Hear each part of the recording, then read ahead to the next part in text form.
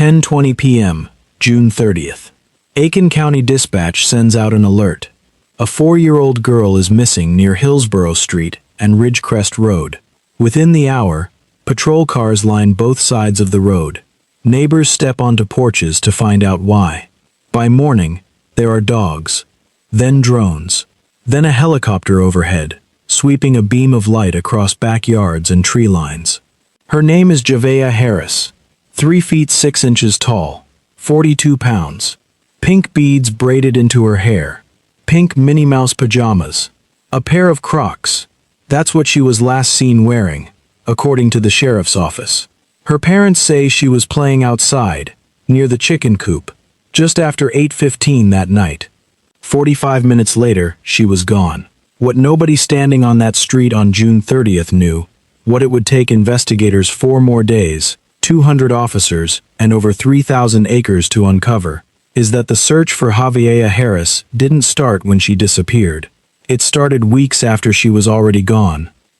To understand what was lost, you have to understand who Javeayah was, not as a case number, but as a person. The Aiken County Sheriff's Office described her plainly: smart, talkative, friendly. A little girl who loved Minnie Mouse, who liked to chase chickens around the family's coop. The kind of child who, if you passed her on the street, would probably say hello before you said it to her. But here's where the record gets its first crack, and it's worth sitting with. When deputies first began searching, initial information relayed to them described Javeayah as possibly nonverbal or on the autism spectrum. It's the kind of detail that shapes how a search is run. How loud you call out, how far you assume a child could wander, whether she'd respond to her name at all. Investigators later determined that information was inaccurate. Her own parent described her as talkative. Hold on to that. Not the contradiction itself, but the fact that from the very first hours of this case, the picture investigators were working from wasn't the full picture. Somewhere between what was said and what was true, something didn't line up. It wouldn't be the last time. For now, what the public had was a photograph, a description, and a plea. Pink beads, pink pajamas, a size and a weight so small, the sheriff's office felt the need to say it out loud. Barely 40 pounds. Small enough, they warned searchers, to fit into spaces most adults wouldn't think to check. Aiken, South Carolina sits in the western part of the state, the kind of place where a missing child isn't just news. It's personal, because chances are you know someone who knows the family. Javeayah lived with her parents near the intersection of Hillsborough Street and Ridgecrest Road. Her father, Javeayah Harris, was 23. Her mother, Michaela Herring, was 22. Court records from their later bond hearings would reveal small, ordinary details about their lives, the kind that don't make headlines until a case like this makes everything relevant. Herring told a judge she worked for Transcom, paid bi-weekly, around $1,300 a pay period. Harris told a local news crew he worked at DHL. On the surface, this was a young family in a small South Carolina town, living the kind of unremarkable daily life that never draws attention, until June 30th. That evening, according to the account given to deputies, played out like countless other evenings before it. Javeayah was outside, near the family's chicken coop, a spot she reportedly spent time at often. It was just after 8:15 p.m. Nothing about that detail, on its own, raised alarm. A child playing outside in the last hour of daylight, in a yard she knew, in a town where, as neighbors would later tell reporters, everybody keeps an eye on everybody's kids. 45 minutes later, that ordinary evening ended, and what followed would draw not just Aiken County Sheriff's Department, but the South Carolina Law Enforcement Division and the FBI's Columbia Field Office into a search that would ultimately cover more than 5,000 acres. But before any of that scale, any of those numbers, there was just a mother, a phone, and a 911 call placed at 8:45 p.m. That's where the timeline the public was told begins. It is not, as investigators would later determine, where the true timeline of what happened to Javeayah actually starts. 8:45 p.m. Michaela Herring calls 911. Her daughter is gone. According to the account she gave dispatchers, and later deputies, Javeayah had been playing outside near the chicken coop just half an hour earlier. Then she wasn't there. Herring says she searched the immediate area herself before making the call. And by the time deputies arrived, family members had already combed the property on their own, looking for a 4-year-old who should have been within shouting distance. Javeayah Harris wasn't home when it happened. He later told a local news crew he'd been out running errands, doing laundry, stopping at a convenience store, for about 90 minutes. When he pulled back onto the street and saw patrol lights, his first thought wasn't that his daughter was missing. Michele was 9 months pregnant at the time, due any day. He assumed she'd gone into labor while he was out. "I was seeing a lot of police and stuff going through," he told News 12 days later. "Not knowing is killing me. You see stuff like this often, but you don't expect it to be you." That's not what was waiting for him. Deputies arrived and immediately began working the case as a search for a missing child who had wandered from her yard. By 10:20 p.m., the Aiken County Sheriff's Office had put out its first public alert. A 4-year-old girl, last seen wearing pink Minnie Mouse pajamas and Crocs, hair in braids with pink beads. Last known location, Hillsborough Street and Ridgecrest Road. One detail from that first alert stands out now, in hindsight. The sheriff's office noted Javeayah may be able to fit in small spaces. It's standard language for a search like this. A warning to check sheds, crawl spaces, parked cars, anywhere a small child could climb into and become stuck. At the time, it read as a precaution. It did not, at that point, meet the criteria for an Amber Alert, according to the sheriff's office. A detail that would later draw its own scrutiny. But for now, deputies moved forward with what they had: a description, a last known location, and a timeline that began at 8:15 p.m. A timeline that, as it would turn out 4 days later, was already wrong. By the next morning, this had stopped being a local matter. The Aiken County Sheriff's Office, under Sheriff Marty Sawyer, mobilized every resource it had and then reached beyond the county line. The South Carolina Law Enforcement Division joined the search. So did the FBI's Columbia Field Office, agents on the ground within the first 24 hours, working alongside deputies on neighborhood canvasses, digital media review, and witness interviews. Search teams grew fast. Helicopters swept the area from above, thermal imaging cutting through the dark. Drones covered ground vehicles couldn't reach. K-9 units worked scent trails through the woods surrounding Hillsborough Street. By Thursday, July 2nd, the sheriff's office confirmed search teams had covered more than 3,000 acres. They weren't done.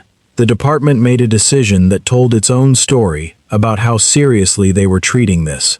They turned away volunteers. In a public statement, the sheriff's office explained why. "We simply cannot risk someone not properly trained making a mistake, missing a clue, or causing other harm."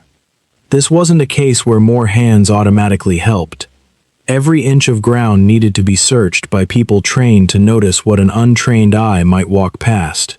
Bethel Baptist Church, just around the corner from where the search began, became command central. The pastor opened the building before sunrise on the first full day of searching, offering restrooms, water, and air conditioning to crews who'd spend hours in South Carolina's early July heat. A cell tower went up in the parking lot. What was supposed to be a 4th of July gathering for his congregation turned into a staging ground for one of the largest search operations Aiken County had seen in years. And the heat was not a minor detail. Meteorologists covering the story flagged it directly. Dangerous, potentially deadly conditions for anyone exposed to it without shelter or water for an extended period. For a search team, that meant rotating crews and managing hydration. For a missing 4-year-old, if she truly had wandered off on her own, it meant something far more urgent. By July 2nd, 3 days in, the search area had grown to more than 3,000 acres. By the time it was over, that number would exceed 5,000. More than 200 officers and first responders were working the case at its peak. Deputies, state troopers, FBI personnel, K-9 handlers, aviation units, and members of the FBI's Child Abduction Rapid Deployment Team and Behavioral Analysis Unit. Roadblocks went up. Every house in the search radius was canvassed, some more than once. Digital billboards across Aiken, donated by an outdoor advertising company, put Javeayah's photo in front of thousands of drivers a day. A tip line stayed open around the clock.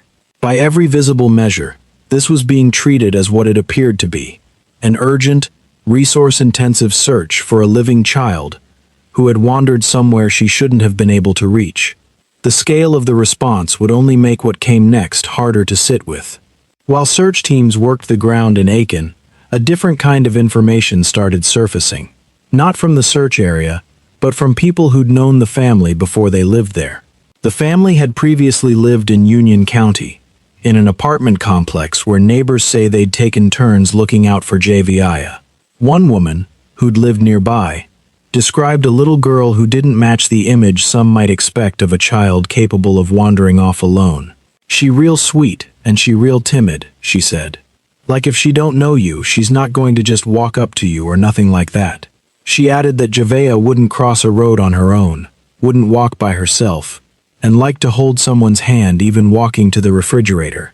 That account complicates something the sheriff's office itself had said publicly: that Javeayah was talkative and friendly, the kind of child who might approach a stranger without hesitation. Two different pictures of the same little girl, from two different sources, both speaking in good faith about what they'd observed. But the former neighbor didn't stop there. She described a pattern she said she and others in the apartment complex had noticed while the family lived there. Times when, she said, Javeayah had been left alone for extended periods, and neighbors had stepped in on their own to feed her, bathe her, and change her clothes before returning her home. "It wasn't just me," she said. "It was different people in the neighborhood that noticed the same exact thing."